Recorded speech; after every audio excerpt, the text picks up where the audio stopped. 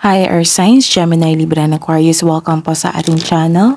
At ito ay inyong weekly Gabay Tarot reading for March 11 to 17, 2024.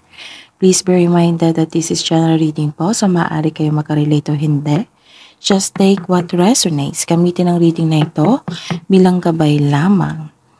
Balik po kayo dito bukas para sa ating daily Gabay Tarot reading.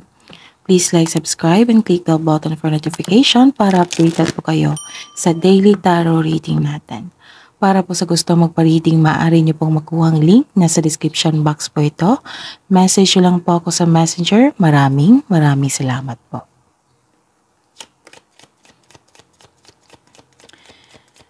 Spirits guides, ano po ang ganap sa week na ito? March 11 to 17 para po kay Gemini, Libra, and Aquarius. Okay. May nakita akong harvest dito. Tapos mag-ingat kayo sa matutulis na bagay.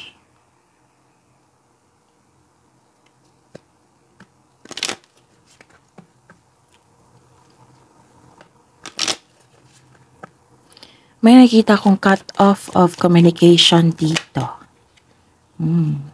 Kunin natin to. Wow. This is, may parating na pera.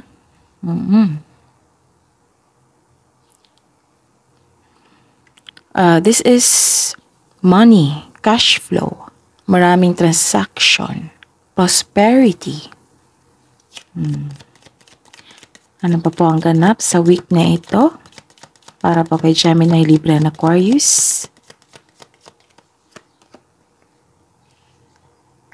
Okay. Some of you,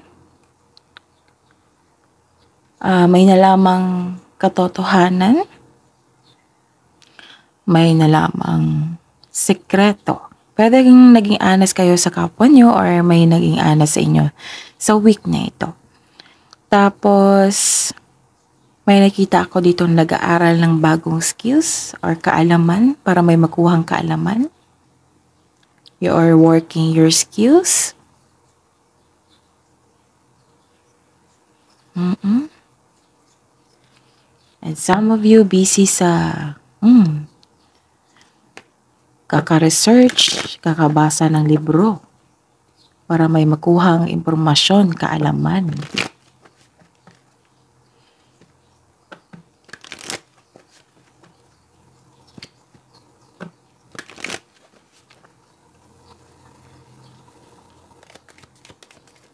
Move lang natin.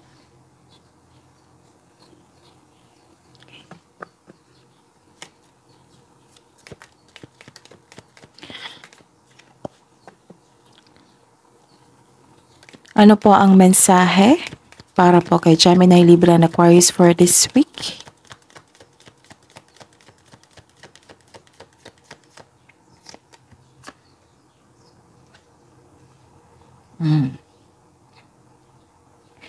View from above. Get the big picture. Ano pa po ang mensahe for this week, March 11 to 17, 2024, para po kay Gemini, Libra, and Aquarius?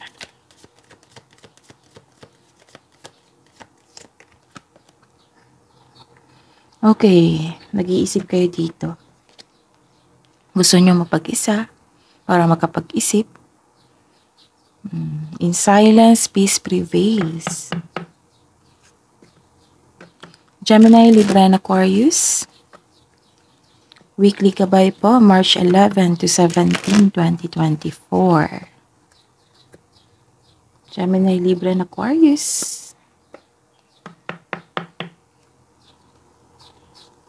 Ano po ang energy ni Gemini, Libra, and Aquarius ngayong week na ito, March 11 to 17, 2024.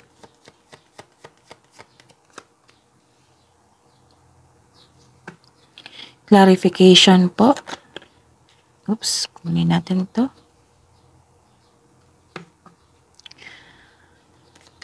Career and money. Career and money po ni Gemini, Libra, and Aquarius for this week, March 11 to 17, 2024.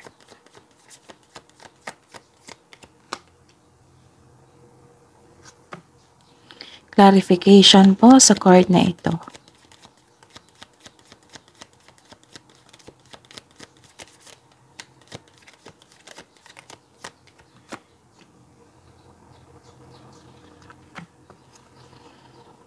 Love life, self-love, partnership, and romance ni Gemini, Libra, and Aquarius for this week, March 11 to 17, 2024. Clarification po sa card na ito.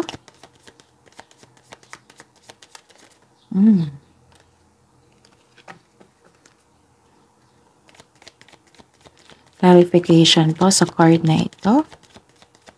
Kuha tayo ng isa.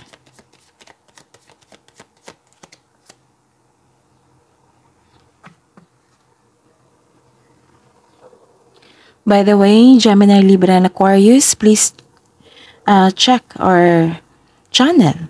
Scroll down nyo lang po. Andun po yung dalawang video nyo po para sa inyong March 2024. Yung isa is Monthly Gabay Tarot reading nyo po ngayong buwan na ito, March 2024. Ang isa is Love Reading, March 2024 Gabay Tarot reading. So check nyo po kasi may makukuha kayong karagdagang mensahe po doon. Maraming salamat po.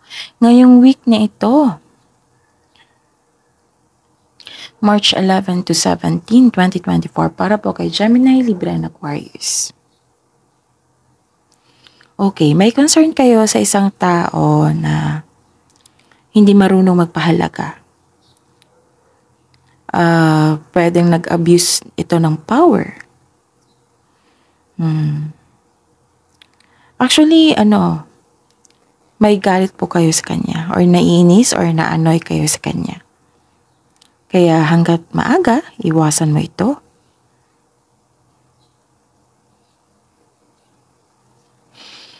Okay.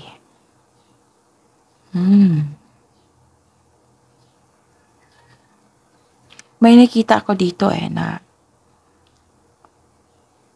itong taong ito is masakit magsalita. Kaya pala, naintindihan ko kayo kasi masakit siyang magsalita. At naanoy kayo, naiinis kayo.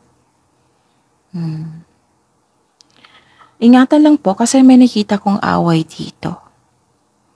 Okay? Parang sobra na kasi. Sobra na yung ginawa niya. Pero Gemini, Libra, and Aquarius, hanggat maaga, iwasan mo ito.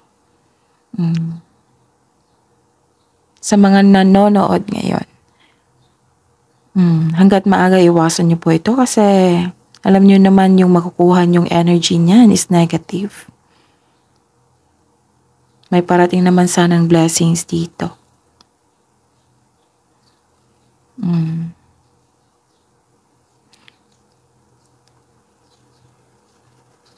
Kung kailangan man ipagtanggol nyo ang sarili nyo sa taong ito, kung pwede kausapin nyo siya. Kung sa tingin nyo hindi siya open, then hayaan nyo. Kasi yung bigkas ng sa bawat bigkas niya sa'yo, yung mga masama, galing sa ego niya yan. Tapos, babalik yan sa kanya. Magbubumirang yan. Yan yung bigay ng nature sa kanya. Kung ano yung bigay ng tao, yan yung balik. And kung maaari, show your kindness. Tahimik ka lang kasi kung mainit ang ulo ng isa, sasabog yan kung sasabayan mo pa. Or depende kasi sa sitwasyon to, di ba?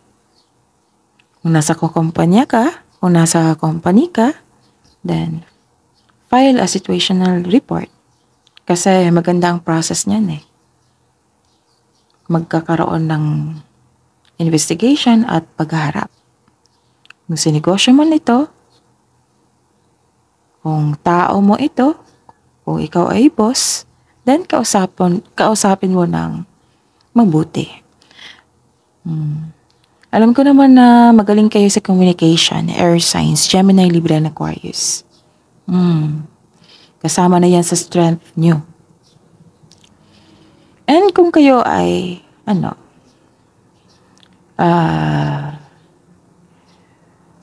pinapagalitan ng inyong amo or boss, pwede magkaroon ng honest conversation. Kasi depende to eh. Kasi may, alam niyo na close-minded. Masasense nyo yan eh kung open yung tao. Basta lang po magkaroon ng honest conversation. Kung hindi, then think of it. Kung kailangan nyo bang magstay dyan. Kung kontrata ito, kailangan nyo tapusin yan, then maghanap ng iba. Depende na yan sa inyong desisyon. And you're finding a solution naman dito. Don't worry.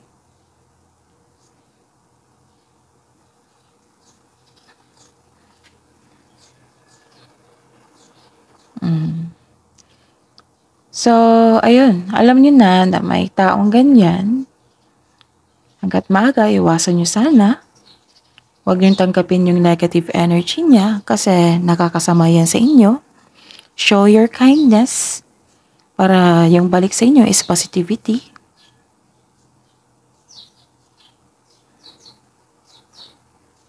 Kasi iba kasi itong si air signs kung magalit. Ano yan? Si air signs. Mahabang pasensya niyan. Pero kung sasabog talaga. Magiging prangka yan. Diba? Air signs. Some of you, Gemini, Libra, and Aquarius. Pero practice your, to exercise your patience. Kasi, isang magandang solusyon ang nakikita ko dito eh. Dalawa. Honest conversation or, tahimik ka lang. Hayaan mo siya na mag-express siya sa kanyang ego. And huwag kayo mag-react kung hindi naman totoo.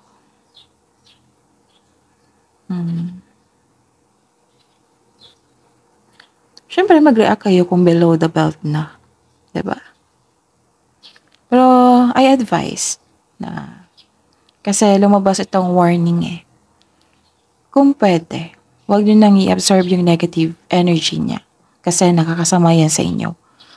May nakita naman akong blessings dito. Sayang naman. Okay? And you're finding a solution. Some of you.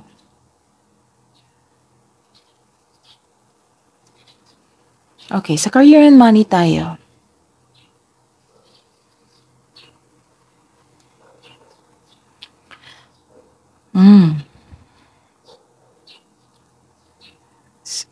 Diba sabi ko sa inyo kanina dito na maraming transaction, busy kayo, cash flow, nag-harvest din, so busy talaga.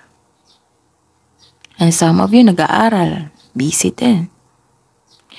Nakikita ko dito na mag-ingat kayo kasi wag mag-say yes kung hindi naman akma sa inyong schedule.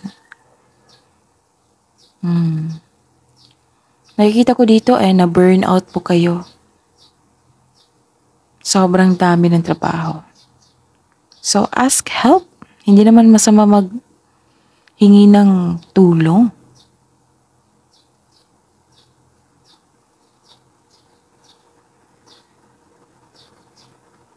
So, gawa kayong solusyon. Kung maraming trabaho, ask help. Or kailangan i-schedule yan para matapos mo lahat. Adjustment.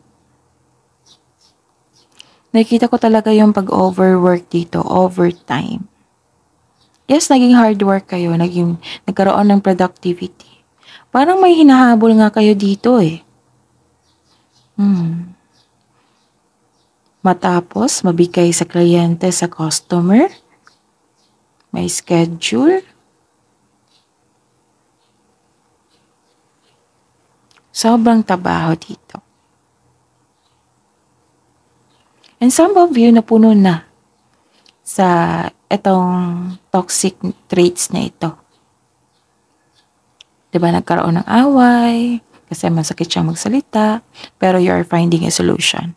And nakikita ko dito, napuno ka na. So, ayun. Alam niyo naman yung effect niyan. Gemini, Libra, and Aquarius na nakakasama yan sa inyo.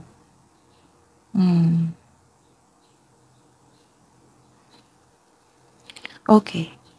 Pero nakikita ko naman dito na you are finding solution. And this is good kasi may nakita kong happiness dito. Yes. Siguro tapos na inyong gawain. Nagkaroon ng clarity. 2 card na po nagsabi na may clarity na naganap. May nakita akong satisfaction, gain, na-achieve. And ang ganda kasi nagkaroon na ng positivity. Nagkaroon na ka ng lakas.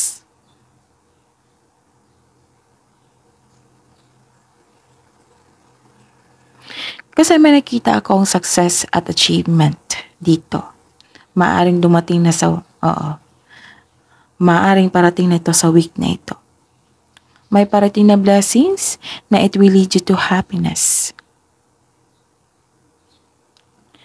Improvement sa health din. So, hindi na kayo stress nito.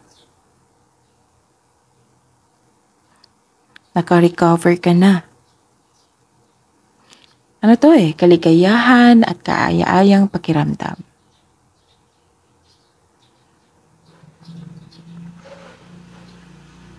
So, enjoy your success.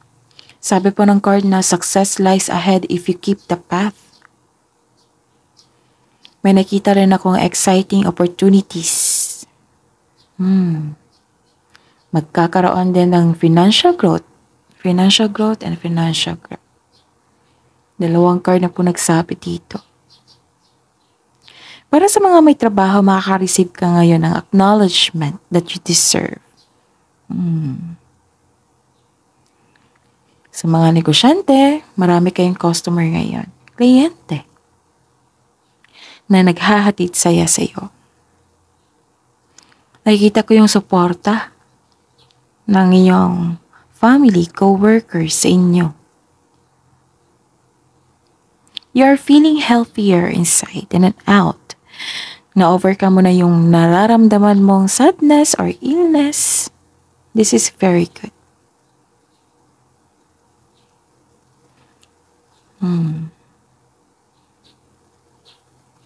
So, yun. Maaring nabigyan na ng solusyon itong alita na ito. Itong nagkaroon kayo ng toxic traits galing sa ibang tao. Kasi masaya na kayo dito Nagkaroon ng gain. Kasi naging hard work kayo.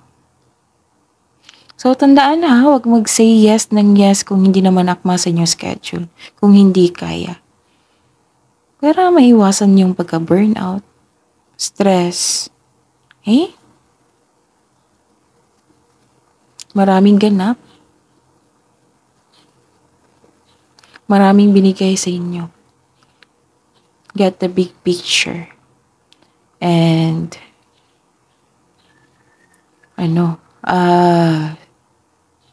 okay.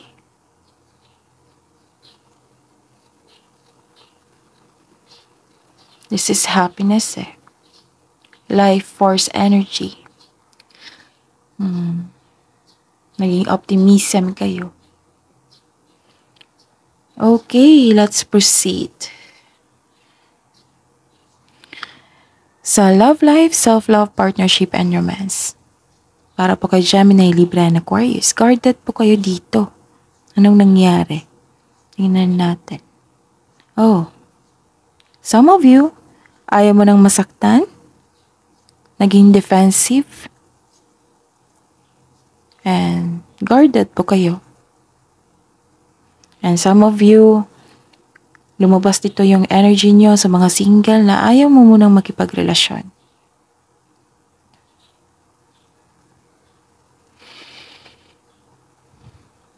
Para sa mga may relasyon sa buhay mag-asawa. Oh, lumabas dito. Okay, umiwas kayo sa away or confrontation na mainit ang ulo para hindi kayo masaktan. Kumbaga, ilimit nyo muna. Some of you umiiwas ng away dito eh. Umiiwas ng confrontation para hindi kayo masaktan. Guarded po kayo. Nililimitahan mo yung sarili mo. Gusto mo ng space. Sa mga single, it might be this kasamahan nyo dyan sa bahay or kasama mo sa araw-araw. Sa mga may relasyon, sa buhay mag-asawa, umiiwas kayo.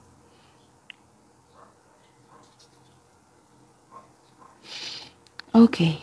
So this card asks you to try to release your fears of opening up to love. Nakikita ko dito ang solusyon is, kausapin yung partner nyo na kailangan nyo unang magpag-isa para, makapag-isip at may realization para mag-usap kayo sa susunod pag okay na. Ito nagkaroon ng solitude. In silence, peace prevails. Gusto niyong mapag-isa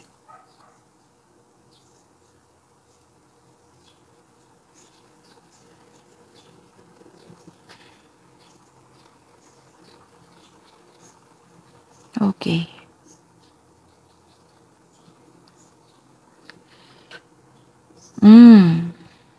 Bakit kayo nagkaroon ng hesitation dito?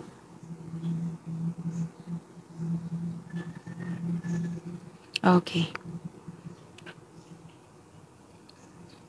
Gusto mo ng freedom dito. Nasa proseso ka ng pagpalaya sa inyong sarili mula sa restriction, paghihigpit.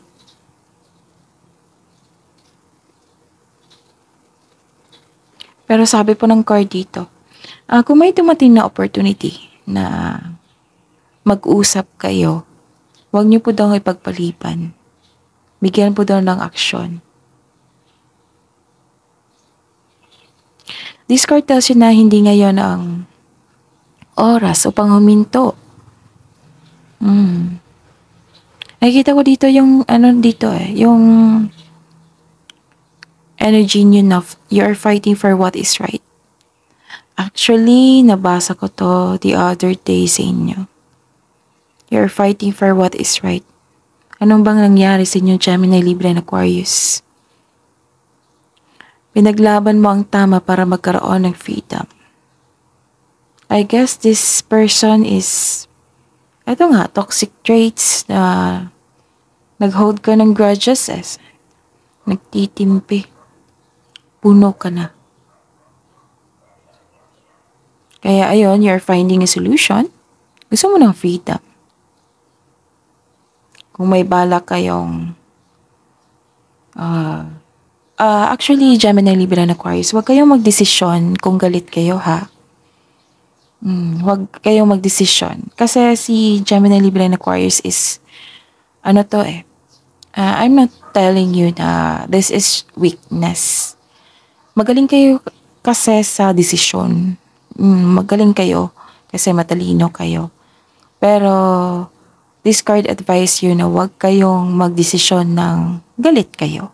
Na may issue pa. Kung pwede, magdesisyon kayo after this, realization. Pag-isipan po na mabuti. Maraming beses. Para walang sisi.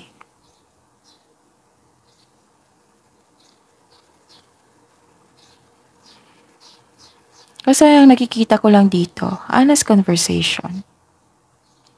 Kung ayaw niya talagang mag-cooperate sa inyo, then may problema talaga. Diba?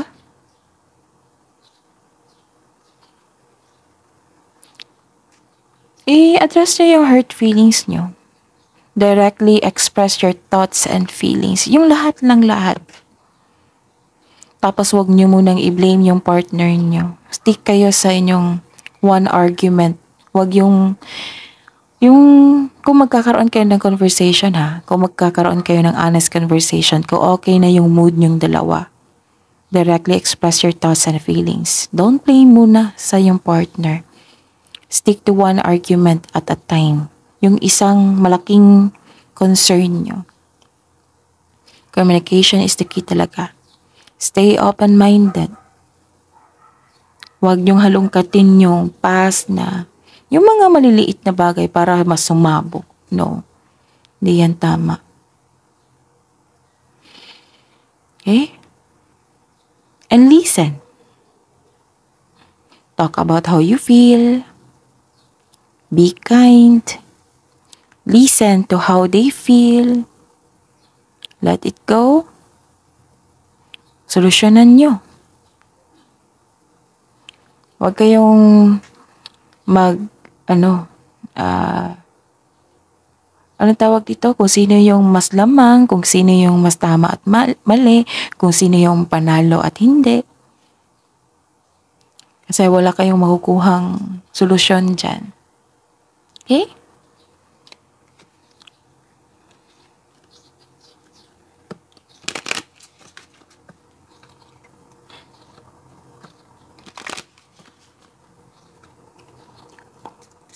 Love message po para sa mga single, Gemini, Libra, and Aquarius for this week.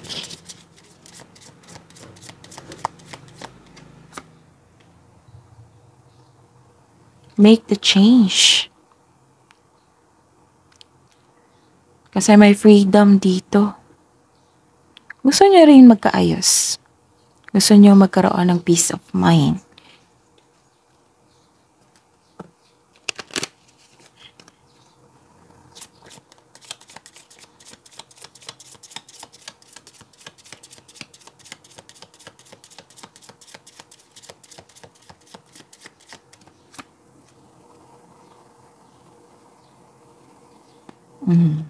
Magkakaroon talaga ng pagkakaayos dito.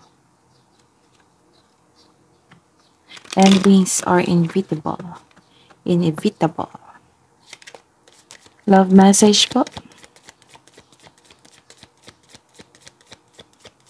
Para po sa mga buhay mag-asawa at sa mga may relasyon, Gemini, Libra, and Aquarius ngayong March 11 to 17. Kailangan talaga to, lalo na sa mga may relasyon, buhay mag-asawa. Pasensya. Something still need to be dealt with for this connection to manifest. And, see? Reconciliation.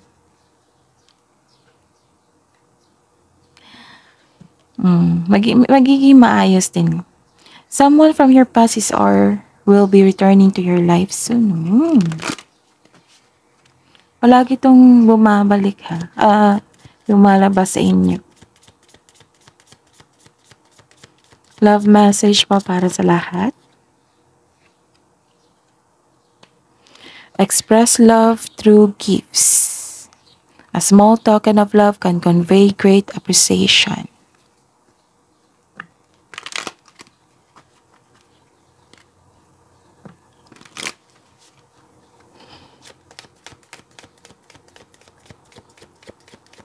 Wisdom message po para kay Gemini, Libra, and Aquarius ngayong March 11 to 17, 2024.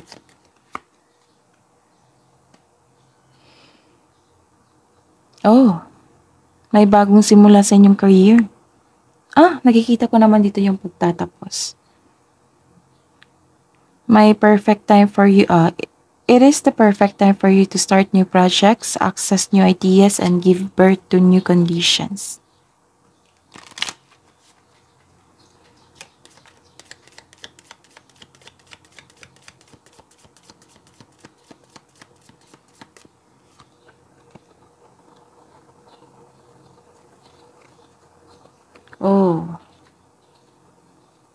So give time to yourself.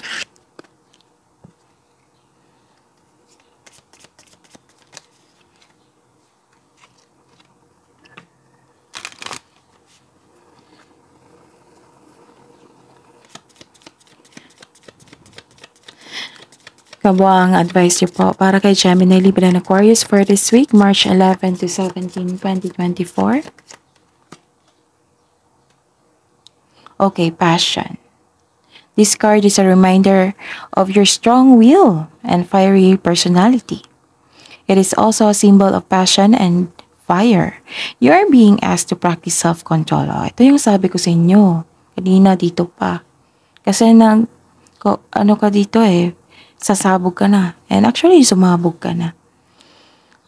Kailangan po daw ng self-control dito. Practice self-control and be cautious so that your passion does not lead you into trouble. Ito yung sabi ko sa inyo. Para hindi kayo mastorbo sa mga gawain nyo. Okay? Kasi magkakaroon yan ng trouble Sabi po dito. Huwag kayong mag-focus sa kanya. Focus kayo sa inyong gawain, sa inyong goal. Kasi distraction yan And freedom. Freedom din ito. So, 3 card na po nagsabi dito na pinakawalan mo na yung sarili mo sa mabibigat mong sa loobin, pakiramdam mo, mabigat na pakiramdam. Pinakawalan mo na yung sarili mo sa mga mabigat mong pakiramdam, sa mga iniisip mo ngayon. Kasi nagkaroon ng honest conversation dito. Pinakawalan mo na. So freedom, you must break out of any limitations that are holding you back, whether they are self-imposed or put on you by other people or society. Break free and run faster towards your dreams. So, see? Focus sa inyong dreams. Spirits, guides, angels, archangels, guardian angels. Mensahe niyo po para po kay Gemini, Libra, and Aquarius ngayong week na ito. Get rid of clutter. Clear the energy around you. And use your intuition.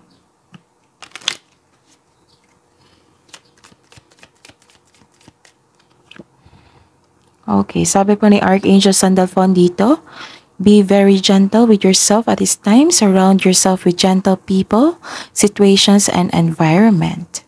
That is your reading for this week, March 11 to 17, 2024, Gemini, Libra, and Aquarius. Please like, subscribe, and click bell button for notification para updated po kayo sa daily tarot reading natin. Maraming salamat po.